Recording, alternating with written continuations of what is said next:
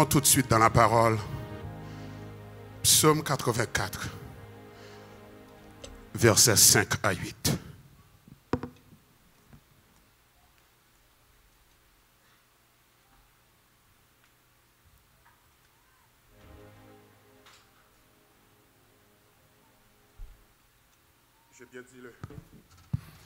J'ai bien dit le psaume 84,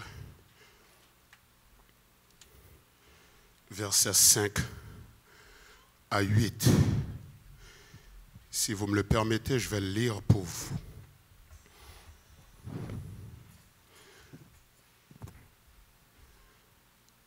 Dans ce texte, la parole de Dieu nous dit ceci. La parole de Dieu nous dit ceci.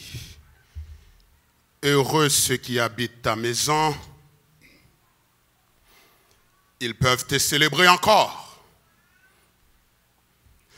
Heureux ceux qui placent en toi leur appui, ils trouvent dans leur cœur des chemins tout tracés.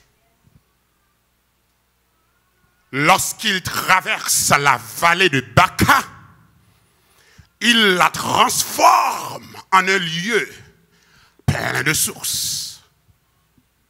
Et la pluie la couvre aussi de bénédictions. Verset 8. Leur force augmente pendant la marche et ils se présentent devant Dieu à Sion. Parole du Seigneur. Père, dans le nom de Jésus, entre les creux de tes saintes mains, nous remettons ton peuple et ton humble serviteur. Papa, en cet instant, disposer nos cœurs à la crainte de ton nom, disposer nos cœurs à entendre ta voix nous parler, disposer nos cœurs à recevoir cette parole de ta part.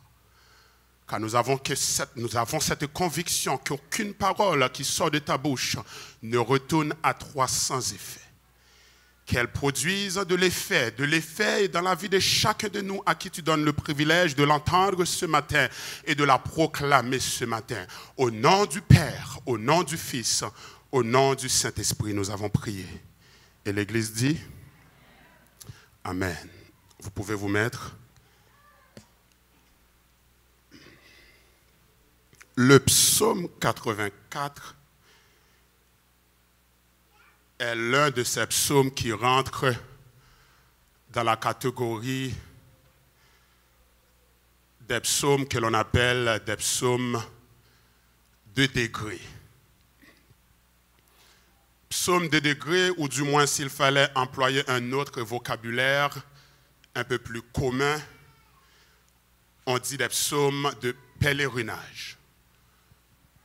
Donc les psaumes de degré, ou si vous préférez les psaumes de pèlerinage, ce qui est ici le psaume 84, ce sont des psaumes que le peuple de Dieu, que le peuple hébreu, que les Juifs avaient pour l'habitude de chanter comme des cantiques lors de leur pèlerinage pour aller jusqu'à Sion, ou si vous préférez jusqu'à Jérusalem, pour aller célébrer l'une des trois grandes fêtes juives, à savoir la fête de Pâques, à savoir la fête des tabernacles.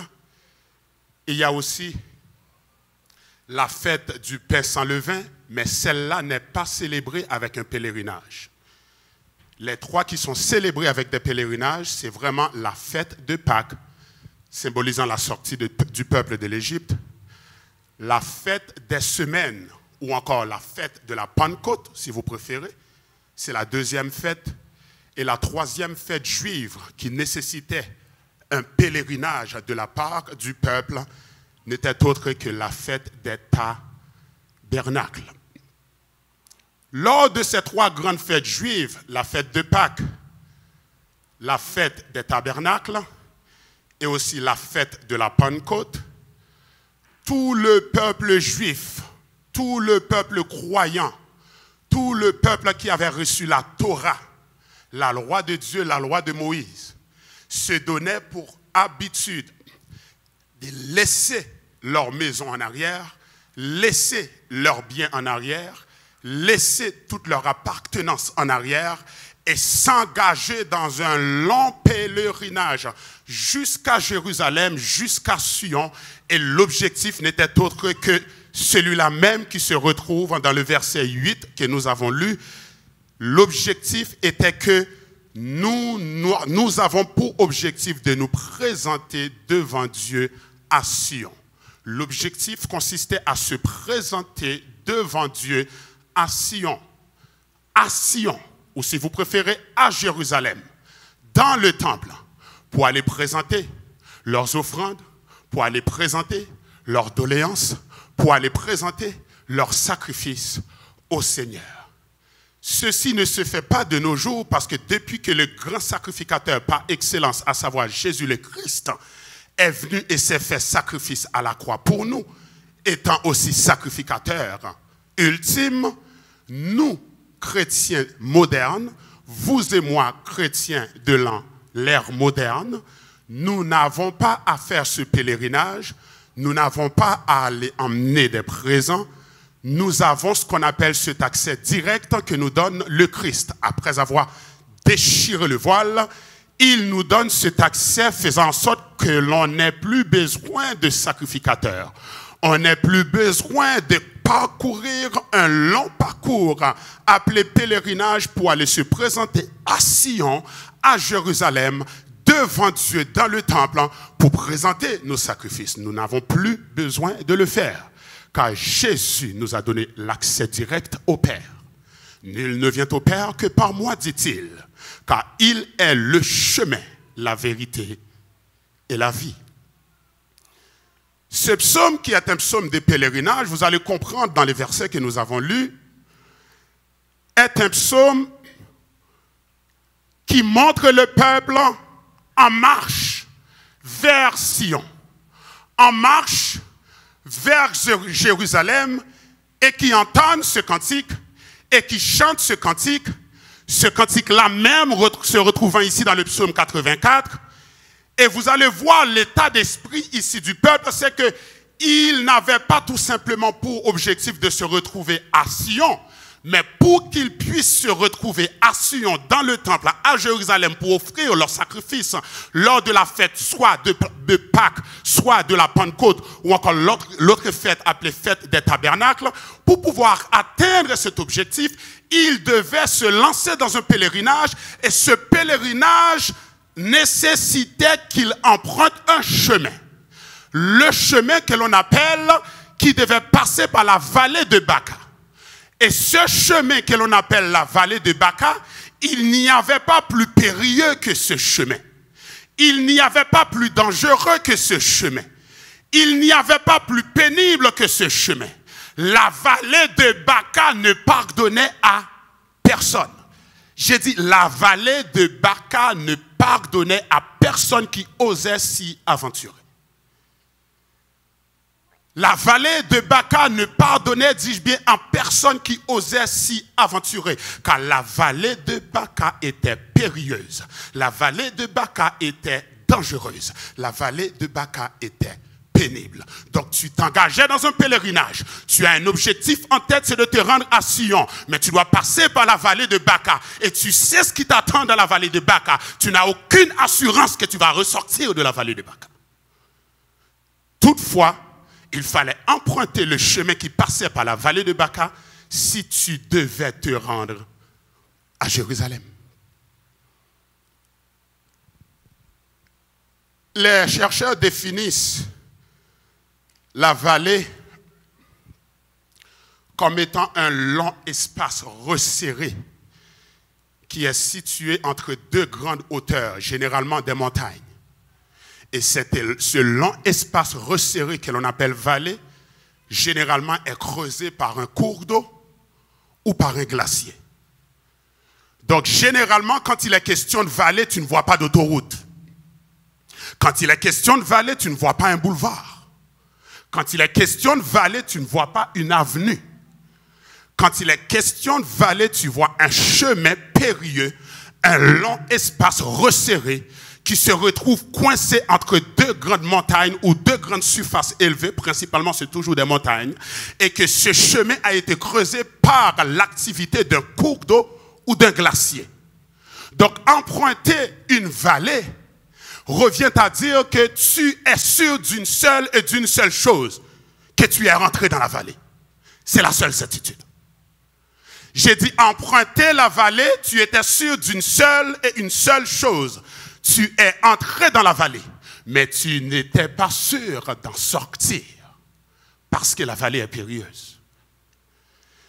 Ici, dans le texte ancien, la Bible traduit la vallée de Baca par la vallée des larmes, la vallée des pleurs. Donc, dans la vallée de Baca, il n'y a pas de festin.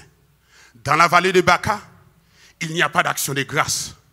Dans la vallée de Baca, il n'y a pas de fête. Dans la vallée de Baca, ce sont des larmes, ce sont des pleurs, ce sont des grincements de dents.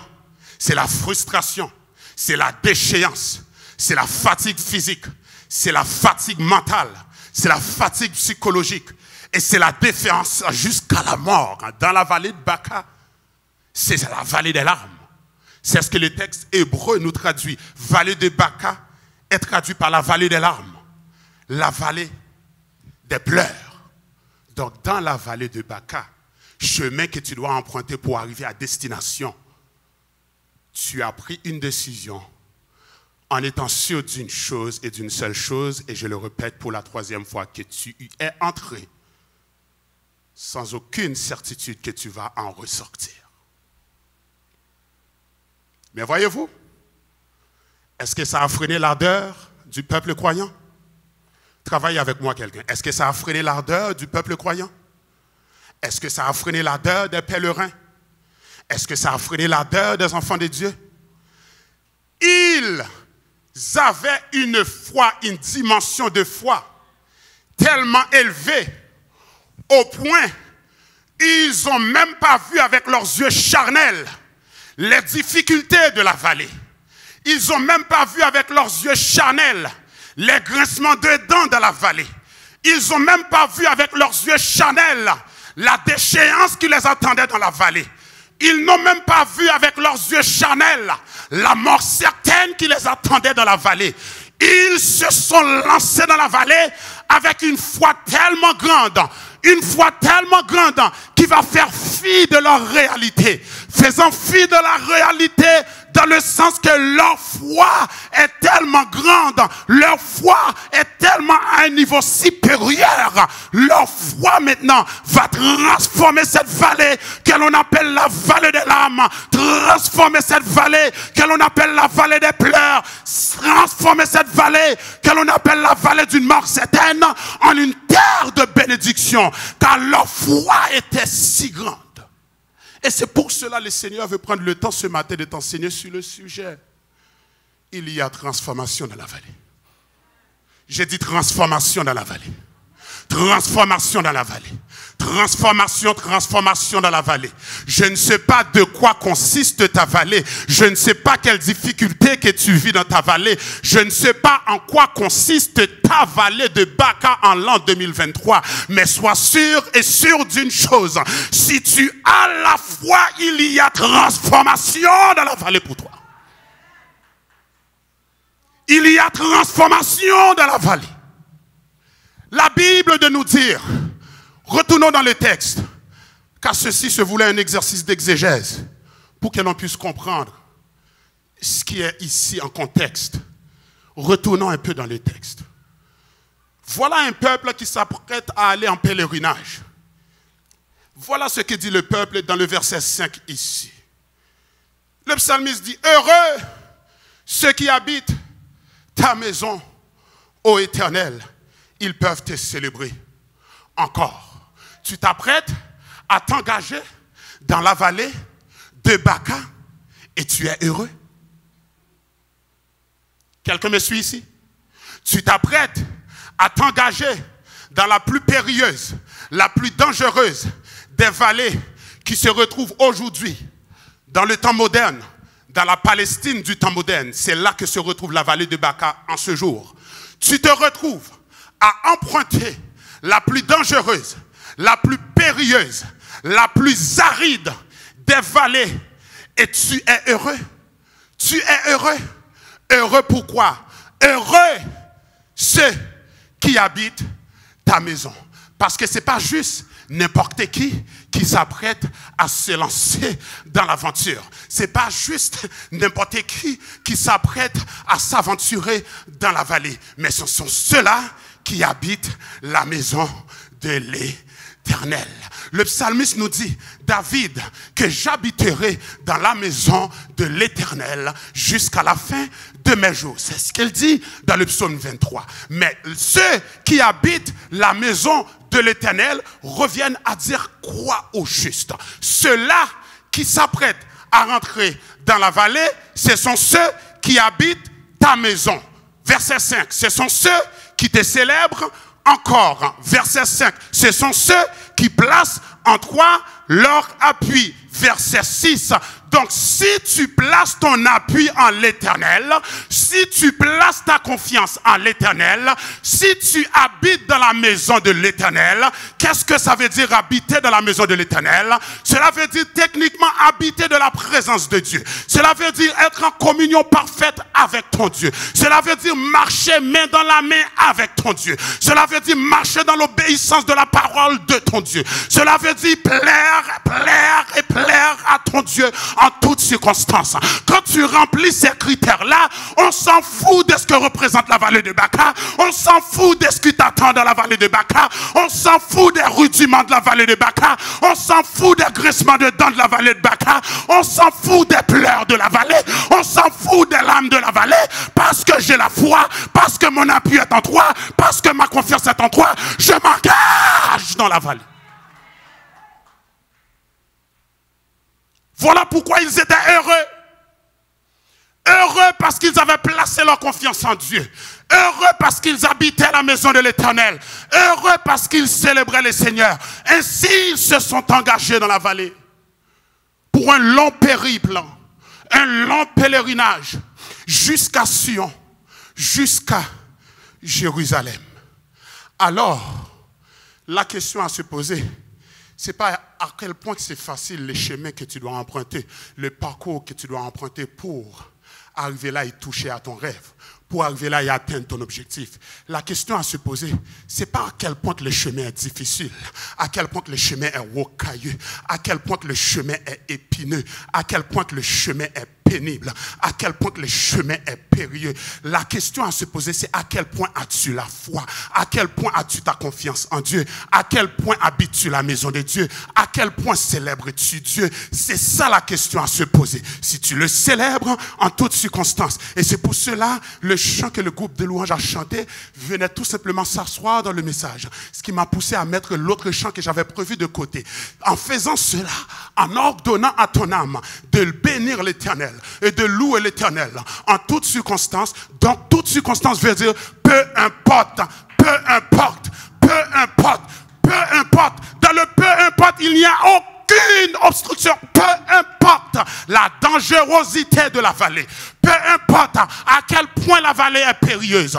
Peu importe à quel point la vallée est dangereuse. Peu importe la quantité de larmes qui t'attend de l'autre côté à être versée. La quantité de pleurs qui t'attend de l'autre côté à être versée. Engage-toi dans la vallée si tu as la foi. Engage-toi dans le combat si tu as la foi. Engage-toi dans ta route si tu as la foi. Poursuis ton rêve si tu as la foi. Atteins ton objectif si tu as la foi. Fais confiance à Dieu et il saura te guider dans le chemin.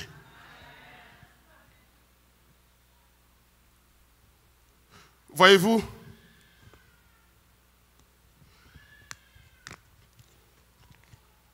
il ne faut pas s'aventurer.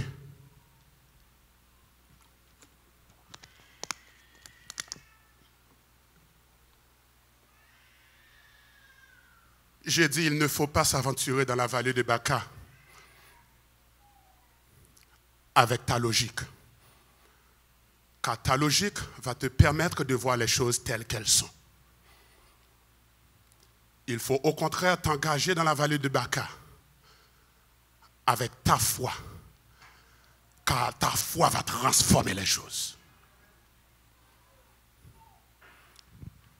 si tu empruntes la vallée, si tu t'engages dans la vallée, si tu t'aventures dans la vallée, avec ta logique va te permettre de voir les choses telles qu'elles sont, la réalité de la vallée telle qu'elle est. Mais si tu t'y engages avec la foi, ta foi va transformer la réalité de la vallée. Ta foi va transformer les choses dans la vallée. Et c'est pour cela qu'il est ici question, l'enseignement d'aujourd'hui est aussi question de transformation dans la vallée. Je te le dis mon frère et je te le dis ma sœur, si tu mets le Seigneur à l'épreuve, regarde voir le miracle qu'il va opérer en ta faveur. Il va y avoir transformation dans ta vallée. Transformation dans ta vallée. Ne t'y aventure pas avec la logique. Parce que si tu t'y aventures avec la logique, devine ce que la logique va te montrer dans la vallée. Des larmes, des pleurs, des grincements de dents, la défaite, la déchéance, la mort. Mais si tu t'y engages avec la foi, ta foi va transformer cette même réalité. Tu ne verras pas la mort, mais la vie, la vie, la vie, la vie et la vie en abondance. Tu ne verras pas la défaite, mais réussite en succès, réussite, succès, réussite, succès encore et encore.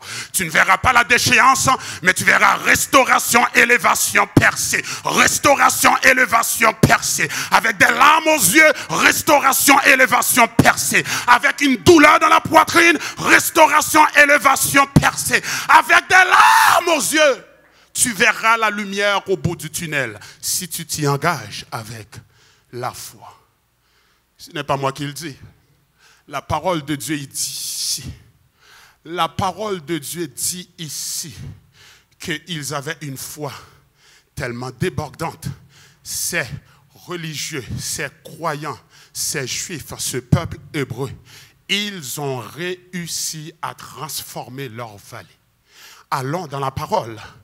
Verset 7e nous dit la Bible, lorsqu'ils, à savoir les Israélites, traversent la vallée de Baca, la vallée de Baca qui signifie quoi déjà? Vallée de larmes, vallée des pleurs. Lorsqu'ils traversent cette vallée où il y a des larmes, des pleurs, cette vallée entre guillemets maudite, cette vallée tellement aride, il n'y avait que pendant la saison des pluies que tu pouvais trouver une goutte d'eau au sein de cette vallée. Cette vallée était aride à la longueur de l'année, sauf pendant la saison des pluies. Cette vallée était d'une aridité sans pareil, sécheresse sans pareil. Mais lorsqu'il la traverse, est-ce qu'il la traverse avec foi? Lorsqu'il s'y engage et qu'il s'y engage avec foi, lorsqu'il s'y engage et qu'il s'y engage avec foi, il la transforme, ce lieu aride, ce lieu sec, en un lieu plein de sources. Et la pluie la couvre aussi de bénédictions. Cette vallée qui a l'impression, tu as l'impression que c'est une vallée maudite. Tu as l'impression qu'il n'y a que le malheur qui t'y attend. Tu as l'impression qu'il n'y a que des malédictions qui t'y attendent. Quand tu t'y engages avec la foi, ta foi va être en mesure de transformer cette réalité, transformer ces circonstances. Car le Dieu qui change les temps et les circonstances est au commandant. Et tant aussi longtemps qu'il reste et demeure au commandant, tu ne feras pas naufrage malgré les vagues. Tant aussi longtemps qu'il reste et demeure au commandant, tu ne feras pas fausse route malgré la dangerosité de la vallée. Tant aussi longtemps que l'Éternel, ton Dieu qui est au commandant, est encore au commandant, tu ne pourras pas échouer dans la vallée. Engage-toi dans la vallée et lève ta tête, redresse tes épaules, fais confiance à Dieu, tu vas réussir, tu vas t'en sortir. Comprenez bien une chose ici. C'est pas qu'au moment où ils ont commencé leur pèlerinage, tout d'un coup, cette vallée aride, desséchée, était remplie de cours d'eau. C'est pas que dès l'instant où ils ont emprunté la vallée, cette vallée, appelée une terre de malédiction, était tout d'un coup couverte de bénédiction. Non. Quand ils sont rentrés dans la vallée était encore la même. Suivez-moi ici quelqu'un. La vallée était encore la même. La vallée des pleurs était encore la vallée des pleurs. La vallée des larmes était encore la vallée des larmes. La vallée aride était encore la vallée aride. La vallée desséchée était encore la vallée desséchée. La vallée couverte de malédiction était encore une vallée couverte de malédiction. Mais parce qu'ils y sont rentrés avec foi, leur foi a piétiné la réalité. Leur foi leur a permis de marcher sur la réalité. Leur foi leur a permis de piétiner les circonstances. Ils ont piétiné les larmes, piétiné les pleurs, piétiné la déchéance, piétiné la défaite, piétiné les circonstances de la vallée, au point qu'ils ne voyaient même pas, comme je l'ai dit d'entrée de jeu, avec leurs yeux charnels, la réalité de la vallée. Mais ils voyaient avec des yeux spirituels quelque chose qui était au-delà de la voyée, au-delà de la vallée. L'objectif, je veux me retrouver en présence de mon Dieu dans son Saint-Temple. L'objectif, je veux me retrouver à genoux dans le temple en présence de mon Dieu. L'objectif, je veux me retrouver les mains élevées devant mon Dieu dans le temple. L'objectif, je veux me retrouver à plat ventre devant mon Seigneur. Car je suis sûr d'une chose, si je fais cela malgré les difficultés, il va me récompenser. Si je fais cela malgré les vicissitudes, il va me visiter. Et une visite de sa part, c'est assez. Un toucher de sa part, c'est assez. Un clin d'œil de sa part, c'est assez. Par conséquent, je m'y engage, je m'y engage, je m'y engage. Par la foi, je m'y engage.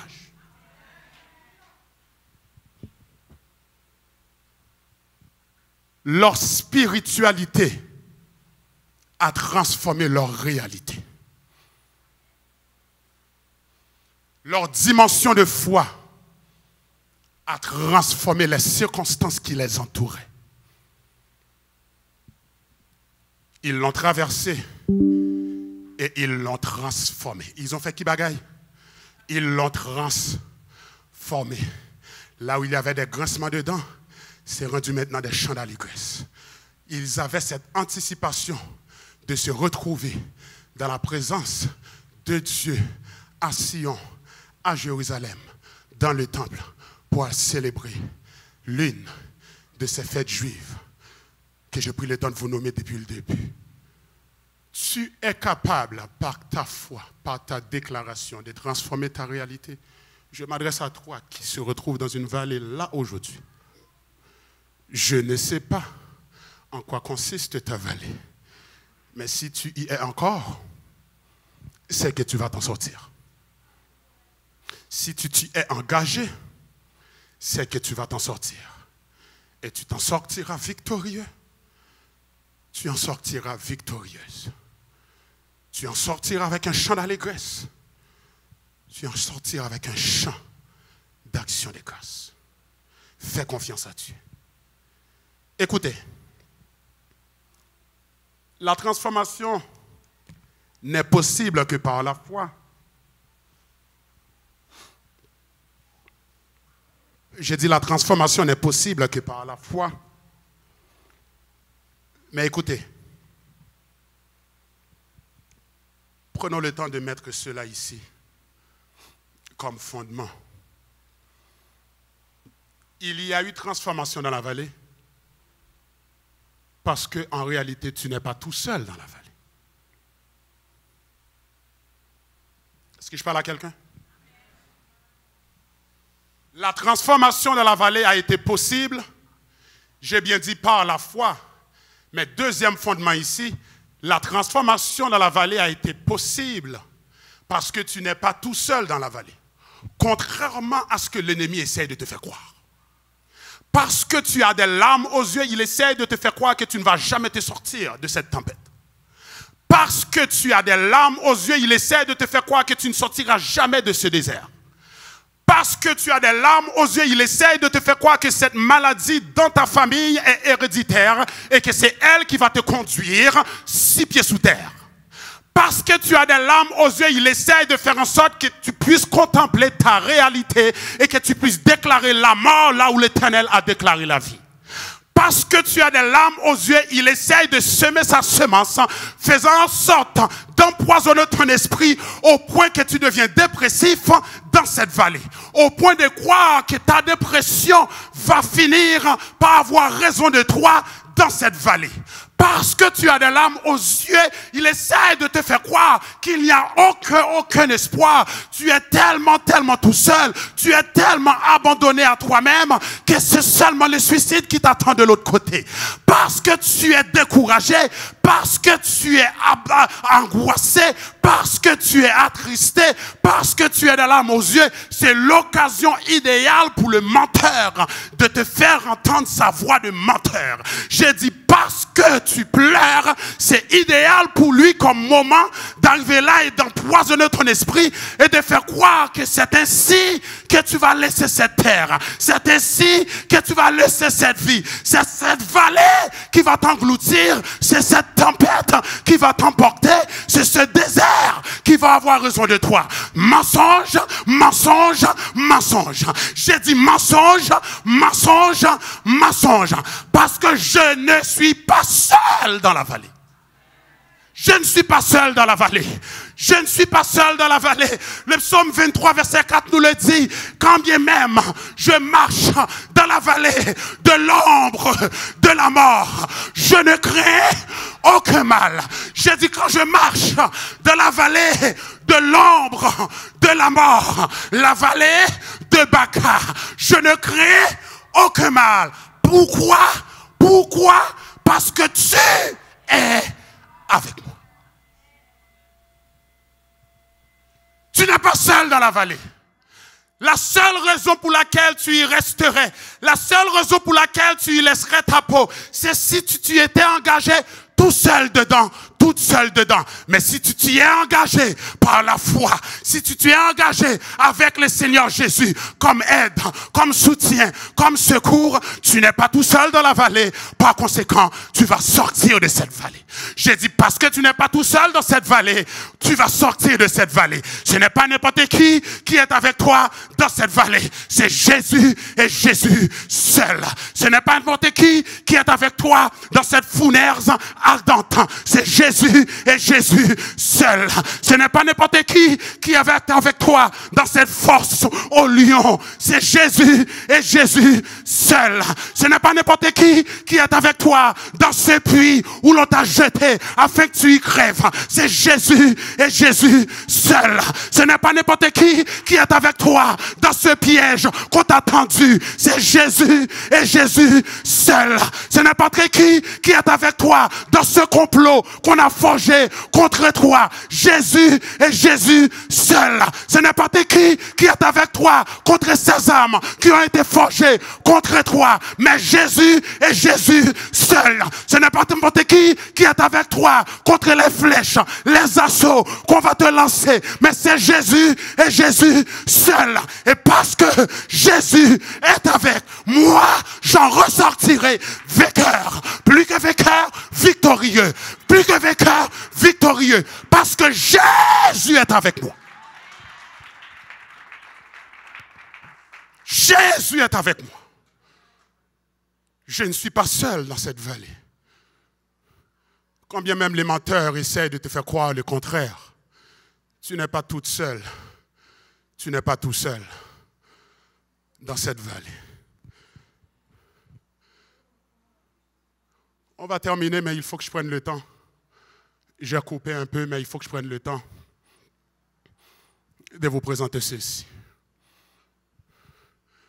Il y a transformation pour toi dans la vallée. Tu n'es pas tout seul dans la vallée, mais aussi ta force va augmenter dans la vallée.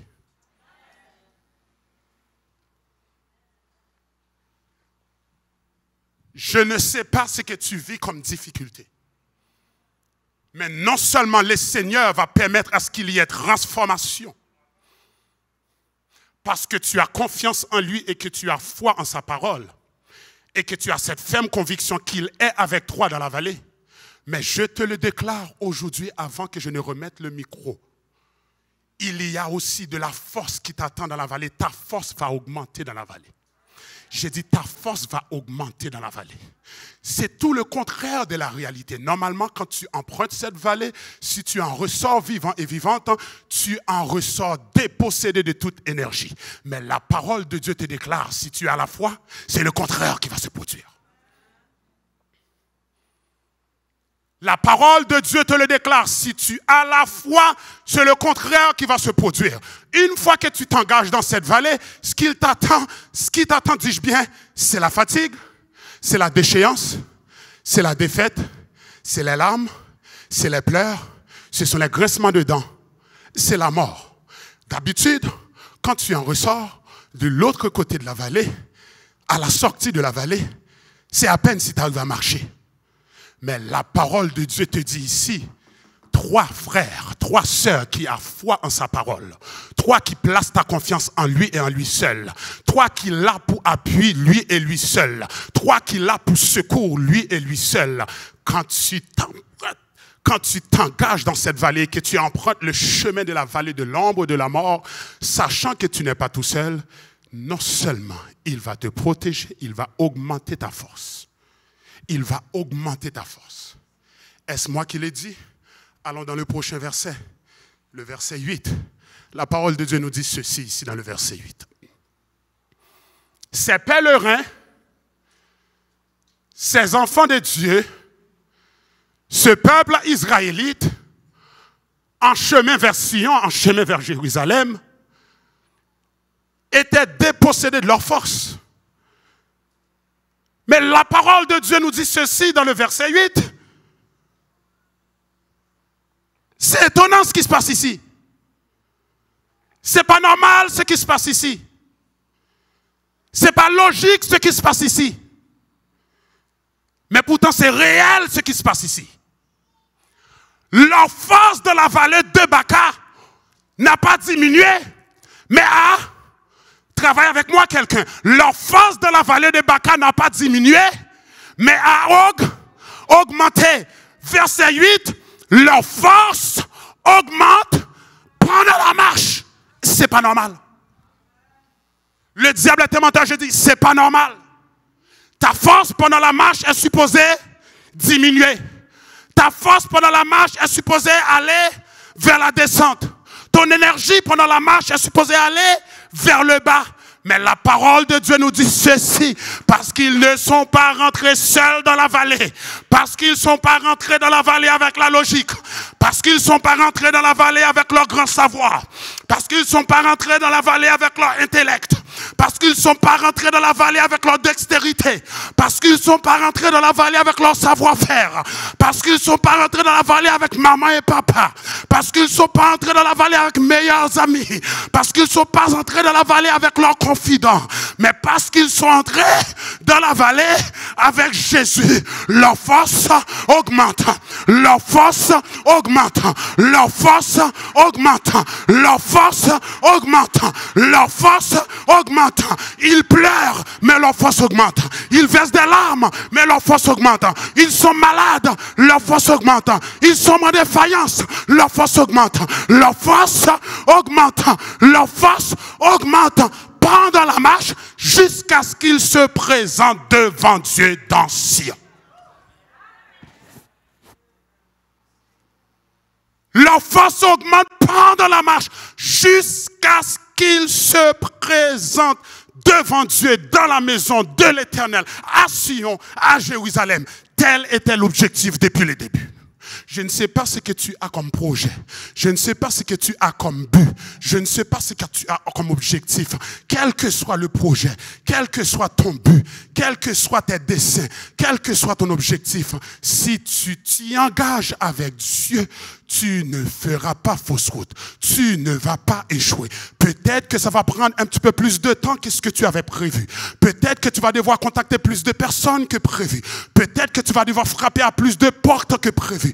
Peut-être que tu vas devoir consulter plus qu'un spécialiste. Mais je te le déclare, si tu fais confiance à Dieu, tu vas réussir, tu vas réussir, tu vas réussir. Car le Dieu que tu sers n'est pas un Dieu d'échec, mais un Dieu de réussite. Le Dieu que tu sers sers n'est pas un Dieu d'échec, mais un Dieu de succès. Le Dieu que tu sers n'est pas un Dieu de malheur, mais un Dieu de bonheur. Le Dieu que tu sers est un Dieu de bonheur, de paix, d'espérance, d'avenir. Le Dieu dont tu es serviteur et servante est un Dieu de paix, de bonheur, d'espérance, d'avenir. Fais confiance à Dieu, fais confiance à Dieu, fais confiance à Dieu, fais confiance à Dieu. Même dans la vallée de Baca, fais confiance à Dieu. Même dans la vallée de Baca, fais confiance à Dieu. Même dans la vallée de Baca, fais confiance.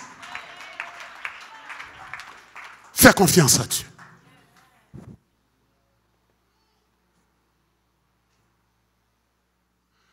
C'est normal de se fatiguer dans la vallée.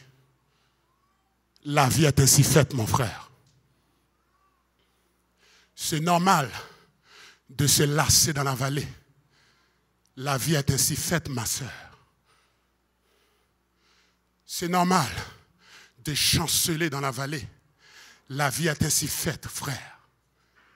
C'est normal de tomber, de flancher, de succomber dans la vallée.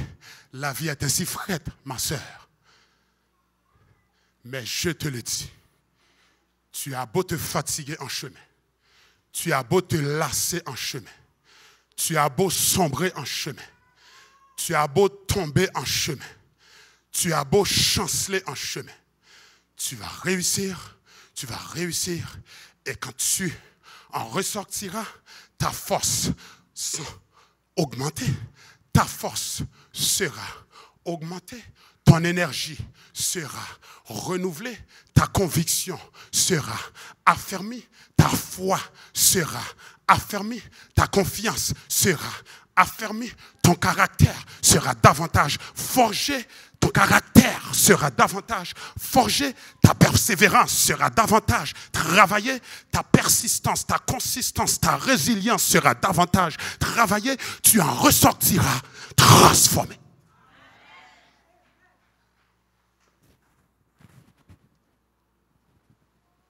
Tu en ressortiras transformé. Laissez-moi terminer avec ça. Tu en ressortiras transformé. Parce que contrairement à ta réalité, contrairement aux circonstances qui t'entourent, contrairement à la fatigue, contrairement à la déchéance, la parole de Dieu prend le temps de dire ici dans le livre d'Ésaïe, chapitre 40, verset 30, la parole de Dieu dit que les adolescents se fatiguent. Comprends bien une chose ici, ce que dit la Bible dans Ésaïe 30, Ésaïe 40, dis-je bien, verset 30, les adolescents se fatiguent. Si les adolescents qui sont remplis de force, remplis de vigueur se fatiguent, ce n'est pas vous et moi qui ne seront pas fatigués. Comprenez l'image ici. Les adolescents se fatiguent, les adolescents se lassent. Les adolescents se fatiguent, les adolescents se lassent. Les jeunes hommes remplis de vigueur et de force, eux aussi, ils chancellent. Cette image-là, ça c'est l'image de la vie. Qu'est-ce que ça veut dire ici, mon frère, ma soeur? Qu'est-ce que ça veut dire ici? Dans la vallée de la vie, dans la vallée de Baca, dans la vallée dans laquelle tu te retrouves, c'est normal. Si tu te fatigues, c'est normal. Si tu te lasses, c'est normal. Si tu chancelles. Mais comprends bien une chose ici. Ceux qui se confient en l'Éternel renouvellent leur force. Tu te fatigues, mais parce que tu te confies en l'Éternel, tu renouvelles ta force. Tu te lasses dans le combat, mais parce que tu te confies en l'Éternel, tu renouvelles ta force. Tu chancelles dans la lutte, mais parce que tu te confies en l'Éternel, tu renouvelles ta force. Tes pieds ont glissé, mais parce que tu te confies en l'Éternel, tu renouvelles ta force. Tu es même tombé, mais parce que tu te confies en l'Éternel, tu es tombé, mais tu n'es pas terrassé, tu renouvelles ta force. Ésaïe, chapitre 40, verset 31, nous le dit que ceux qui se confient en l'Éternel renouvellent leur force. Et nous terminons avec cela. Ils renouvellent leur force. Ils prennent le vol comme les aigles. Ils prennent leur vol comme les aigles. Ils courent et ne se lassent point. Ils marchent et ne se fatiguent point. Ils courent et ne se lassent point. Ils marchent et ne se fatiguent point. Ils chancellent, ils tombent, ils succombent. Ils tombent, ils se fatiguent, ils se lassent. Mais parce qu'ils se confient en l'Éternel, parce qu'ils placent leur confiance en l'Éternel, parce qu'ils ont la foi, parce qu'ils sont sûrs d'une chose, qu'ils ne sont pas seuls dans la vallée, qu'ils ne sont pas abandonnés à eux-mêmes dans la vallée, qu'ils ne sont pas tout seuls dans la vallée. L'Éternel leur prend la main. Quand bien même ils viennent à tomber, ils ont beau chanceler, mais ils continuent à foncer. Ils ont beau succomber, mais ils continuent à foncer. Fonce dans la vie, avance dans la vie, fonce dans la vie, avance dans la vie. Malgré les difficultés, fonce. Malgré les défaites, fonce. Malgré le manque de succès, fonce. Malgré le manque de réussite, fonce. Malgré les difficultés, fonce. Malgré la maladie, fonce. Malgré les cancers, fonce. Malgré la solitude, fonce.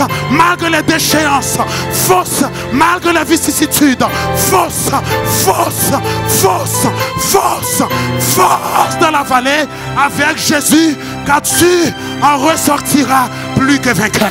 Tu en ressortiras plus que vainqueur. Tu en ressortiras plus que vainqueur, car il y a transformation dans la vallée. Alléluia.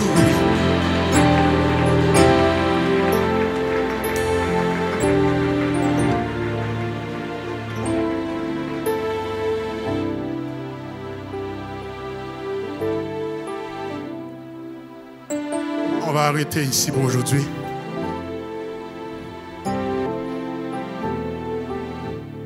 Il y a transformation dans la vie.